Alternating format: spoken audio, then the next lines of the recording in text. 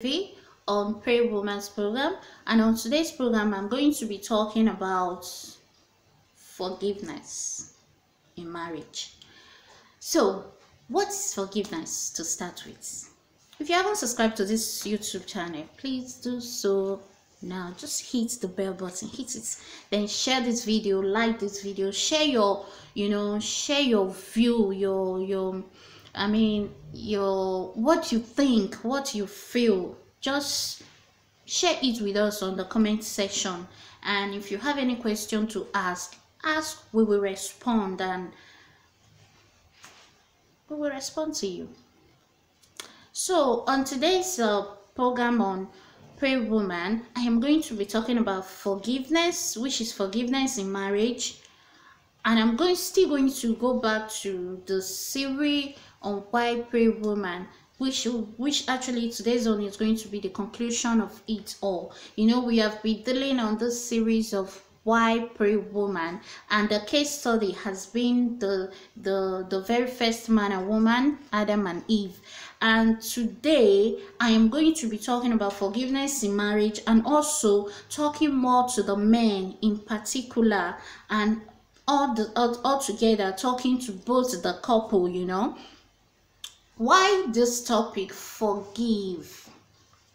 You see, from the very set of the program, from the very set of the case study of this particular study, you discover that in the process of Eve trying to help Adam, a lot of things happened, a lot of things went wrong, and at the end of the day, instead of them going higher, instead of them ending up where, instead of them getting to a good end of it landed them to square one, landed them back to 0 position. That the man who was never meant to work, to live, to feed, to exist on this earth, began to work to even get what to eat.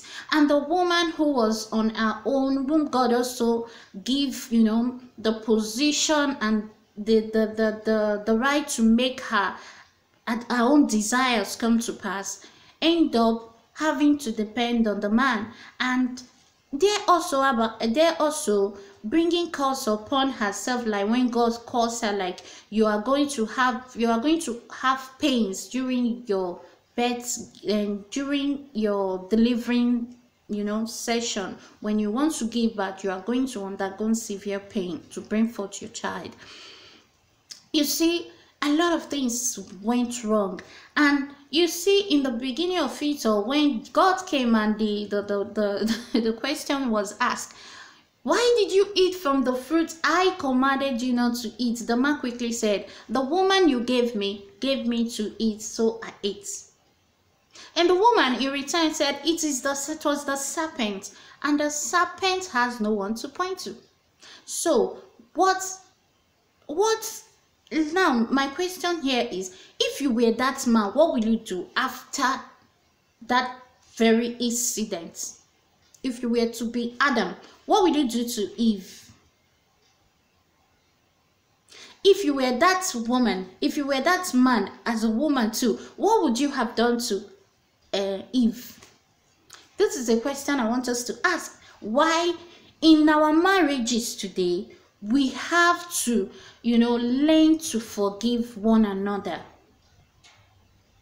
We must learn to forgive, because we don't have forgiveness. That's why in many marriages today, you see a lot of things really going on, that a man can get angry with his wife for thousands of only God know months or years or hours without forgiving, and the woman the same thing, and of which at the end of the day, most times it leads to divorce, it leads to separation of them in marriage. And if they ever had children before they separated, those kids end up suffering it. And some will say, as a single mother, I will give my child everything. I'm going to give my child everything. I'm going to make sure he doesn't lack anything. I'm going to give him everything. Or as a single father, I'm going to take good care of my child. And it doesn't matter. But the truth aspect of the whole thing, the truth of the matter is that it truly matters. It truly matters, because thinking that you as a woman can raise your child alone, the child, you might not feel it, but that child, it will have a psychological effect on that child. That will be a topic for another day. Now, so why in marriage we must forgive, we must learn to forgive. Now, the answer, like I asked, as in, if you were Adam or if you were Eve, what would you have done? Would you have forgiven Eve? We'll find the answer in the book of Genesis, the same Genesis chapter 3, and I'm going to read from verse 18. Genesis chapter 3 from verse 18. It said, "Thorns also and tissues shall it bring forth to thee, and thou shalt eat the herbs of the field. In the sweat of thy face shalt thou eat bread, till thou return unto the ground, for out of it wast thou taken, for dust thou art, and unto dust shalt thou return." And Adam, verse 20, I want us to take note. And Adam called his wife name Eve, because she was the mother of all living things. Unto Adam also and to his wife did the Lord God make coats of skin and clothe them. And the Lord God said, "Behold, the man is become as one of us." Okay, let's forget about that, Verse 24, "So he drove out the man, and he placed at the east of the garden of Eden cherubims and a flaming sword, which turned every way to keep the way of the tree of life." Praise the Lord. Now you see, in this very verse we read, in verse 20, you see, after God has, has judged all of the three of them, and placed a curse on the man and the woman, he sent them out. If it was in today's life, you see, our men would have, after God, when God must have been done with them, you will see the man, the discipline, he will discipline his wife. The discipline, he will discipline that woman. Hey! Only God knows. In short, if maybe the man at all will not even discipline the wife, we take it that it's one of those things that happens in life. You will see the man's family like, you are the cause of all this problem our son is now into. You are the cause. You see, you must leave our son's house. They will cause, they will call down rain, sun, blunt stones, and all of it. Name them. But Adam didn't thought of any, anything like feeling bad to the extent to hurt Eve. He took it as his responsibility. He took it as it's one of those things. But life must go, sir. He took it like she's part of me. She's me. Why then should I put the blame on her? She was deceived. We were both deceived. And we all was deceived or were deceived. So why should I put it on her? So he took Eve and called her again the mother of all living things. And you see, even before God came to judge them, you see, he went into hiding with his wife. He didn't went separate, they didn't go separate ways. He was with Eve. He took Eve along with him and they went and hid. When God came to and was driving them out, he drove both of them out and he still took Eve with him, caring for her. Because if you read the book of Genesis chapter 4 from verse 1, then you will see it was in verse 4, in chapter 4 of the book of Genesis, that Eve began to give birth to children. Meaning that great, that great thing that happened, that great, how do I say it, a disaster that happened, didn't stop them from becoming or remaining husband and wife that God has made them from the beginning. What am I trying the essence? Meaning instantly, there, Adam forgave Eve. I know some saying it was because there were no other women. Oh, hey, it was because there was no other women. Forget that thing. Adam would have married another woman. He would have drove Eve now, and it's because he was not having family. He would have driven Eve out and look for another person. Why would she bring problem to him? Really? Like seriously? But know that in marriage, the husband and the wife is one. Is one. There is no two before God. When a man and a woman gets married, they are no longer two different persons in the presence of God. They become one. And if at all they will be two different persons, that should be for God to decide. Not for the man or the woman or anybody. That's why I said what God has put together or joined together, let no man put asunder. That's why in marriages, and I will stand and state it very, very clear, members of the man's family or members of the woman's family has no right to begin to interfere in the marriage of two people, because they have become one, and it is no longer anybody's business what they do. Hello, I know some say even to the point maybe when he wants to kill our child. I am not talking about that. No.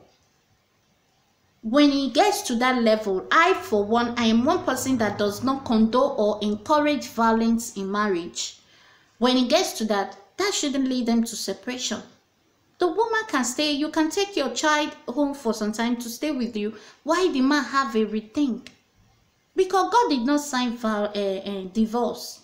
Because for the fact that they are fighting today doesn't mean they will fight forever. A change might come one day. And that change comes when both of them are able to stick together and decide that this is a problem in our marriage that we must find solution to. And stop blaming. So forgiveness is very important. You see, Adam forgave Eve instantly, and they forgave themselves and move on, and life goes on for them. So I don't know what is in your own marriage that you cannot forgive your husband or forgive your wife. Or what is the secret in your heart as a man or as a woman?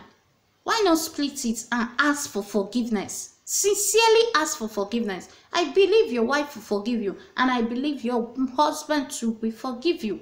And after that, seek the face of God for a way forward, and not taking decision. Because today, nowadays, we so much feel that marriage is like any other thing on earth, and so we just do it our own way.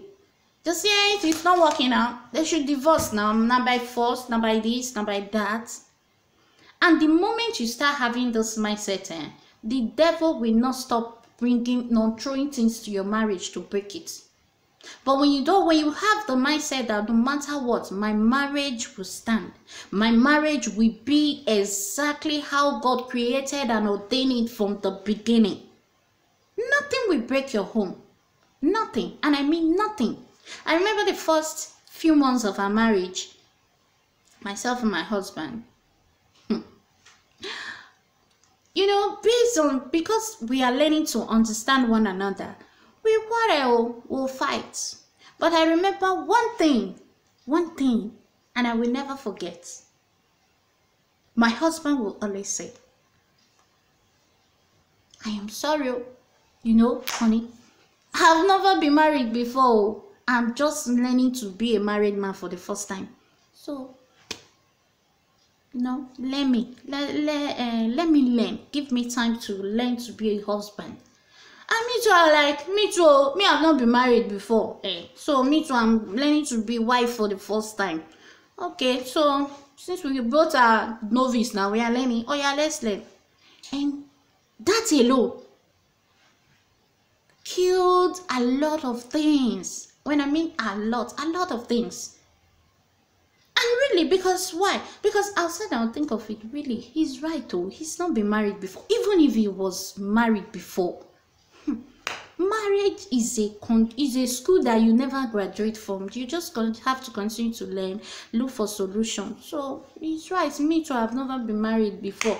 Even our parents that gave birth to us, they didn't marry in the land they were before they came to this life. They get married. They all learned. They all got married and learned to remain married to themselves. So okay, and you see, with that word, we were able to conquer a lot of things.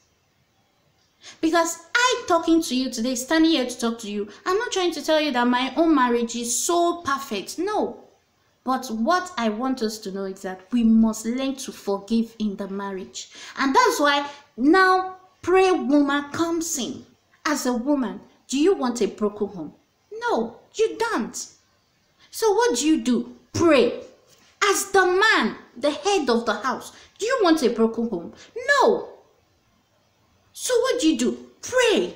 Pray. You see, after everything, all the fights, all the things that happen, Adam and Eve, they learn to still what? Depend on God. And you can see that in the book of Genesis chapter 4, when they start giving birth to their children. Because they still learn to depend on God, the children to learn to follow God. And their life continue without problem, adding to problem. So what am I trying to say also? Any issue in your marriage, you think there is no solution, my dear, if you can take your knees down as the man, if you can take your knees down as the woman, I bet you will find solution to your marriage. Because why? As you are kneeling down, you are not calling any other person. You are not calling on any other power, but you are calling on the very founder. When I mean founder, the ancestor, the creator and establisher of marriage in itself. You are calling on him, and he instituted, he established it, he created the union called marriage. He will remove whatever is wrong in your home and put things back in position. Because if you must know, marriages, marital homes are really under attack. They are under attack. So that's why you must pray, and as you pray, you must learn to forgive. Not forgive after, instantly forgive. Learn to forgive instead of putting some things in your mind and allow devil to use them to give you wrong ideas. Let God use those things. Tell it to God and let God take over from you. Tell it to God. Say, God, I forgive my husband. Oh, this thing is hard, but God, I need your grace to forgive and let go. And as you continue to say, even just only that word alone, you will find strength to forgive and move on in your marriage. You will find strength to forgive and move on as the man in your marriage. And before you know, people will be wondering like, how did they do it? How are they doing their marriage? Why is their marriage so sweet? That's the only secret, Forgiveness. Forgiveness. And 2, tolerance. Tolerate your wife. She has some bad character, bad attitude. Tolerate her, forgive her, knowing rightfully well that you yourself is not a saint. Knowing rightfully well you yourself, you have your bad side. So forgive her, forgive him. If you cannot forgive, you don't see any reason, sit down, think. If I have a son tomorrow, won't I like his wife to forgive him when he wronged her? Then you forgive. Or if I have a daughter, I would like her husband to learn to forgive her when they get issues in their marriage. So as the man, before you know, you forgive. It's just sometimes we just do things because we don't think. That's why we just do things. We just think of the instant, the moment, and we forget the rest after that moment.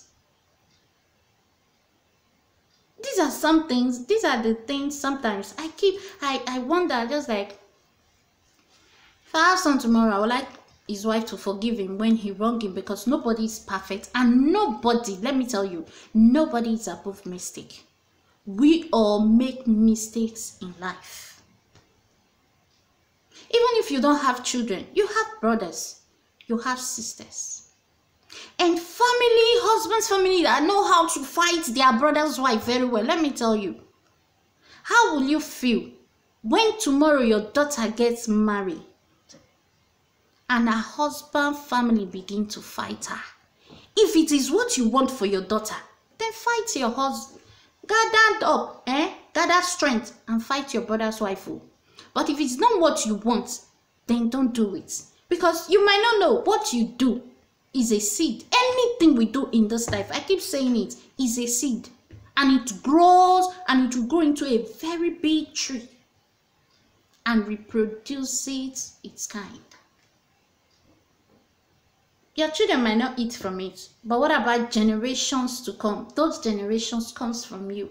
Will you be there? So be careful. Forgive. The thing has happened. Okay, my wife is true. What do we do? Let's look for solution. And you as a woman, when you have done something wrong, be humble enough. Yes, be humble enough to admit that you have wronged, you have done something wrong. The same thing with the man. Don't just feel I'm the head and I can do what I like. No. Because to start with, that woman was given to you as a precious gift, as a priceless joy to take care of. So take care of her and stop being boss over her. Stop being master. Because the moment you begin to play master, you are reducing her to the level of a slave. And I ask me sometimes, is your wife your slave? No. Is your husband your slave? No. Because some women too, they can beat more than they can chew. You see some women, because their husbands are very nice, gentle, good, and God-fearing, you will see the women, they are worse than tiger. No. Please, no. Marriage was made for us to enjoy. So let's enjoy it. And when things are not okay, take it back to the Creator himself. Take it back to God.